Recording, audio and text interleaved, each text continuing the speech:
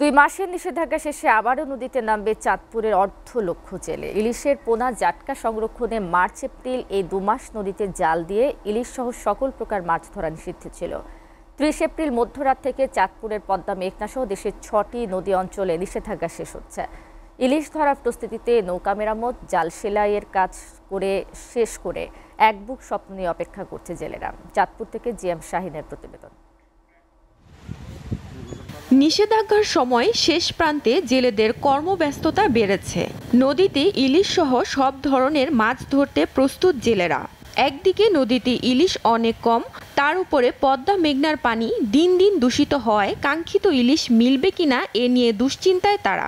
নদীতে মাছ যদি থাকে তো আমাদের ভাগ্য ভালো, তো আশা করি কিছু পামু। অভিযানের পরে আমরা আশাবাদী আমরা কিছু মাছ পামু, আর যদি কিছু মাছ নাই পাই কিন্তু আমাদের কষ্টের শেষ নাই। যে অভিযান দিয়েছে অভিযান শেষ পর্যন্ত নদীর পানি গোলায় গেছে। গোলার কারণে আমার মনে হয় না যে নদীতে মাছ পাবো কিনা সন্দেহ। চাঁদপুরে নিবন্ধিত জেলে আছে 40,005 জন। 2 মাস নিষেধাজ্ঞার সময়ে প্রত্যেক জেলেকে 40 কেজি করে 4 মাস খাদ্য সহায়তার চাল প্রদান করা হয়। ইলিশ সম্পদ রক্ষায় জাটকা নিধন প্রতিরোধ অভিযান চালিয়ে 250 জেলেকে আটক করে জেল ও জরিমানা করা হয়।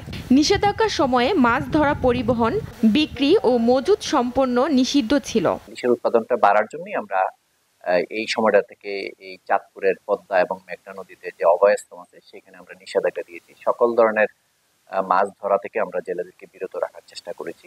এই বছরের যে জাটকা রক্ষা যে অভিযানটা আমরা পরিচালনা করেছি এটা অত্যন্ত সফল হয়েছে এবং এর ফলে এই অঞ্চলে ইলিশের উৎপাদন বাড়বে এবং আলটিমেটলি আমাদের জেলে যারা আছে তারাই আর্থিকভাবে একটু স্বাবলম্বী হবে এবং তারাই সবচেয়ে বেশি লাভবান। জাতীয়ভাবে ইলিশের উৎপাদন 5,71,000 মেট্রিক টন। এবার জাটকা রক্ষা কার্যক্রম অভিযানে সফল হলে ইলিশের উৎপাদন 6 লাখ মেট্রিক টন ছাড়িয়ে যাবে বলে আশা করছেন প্রশাসন। SATV news desk.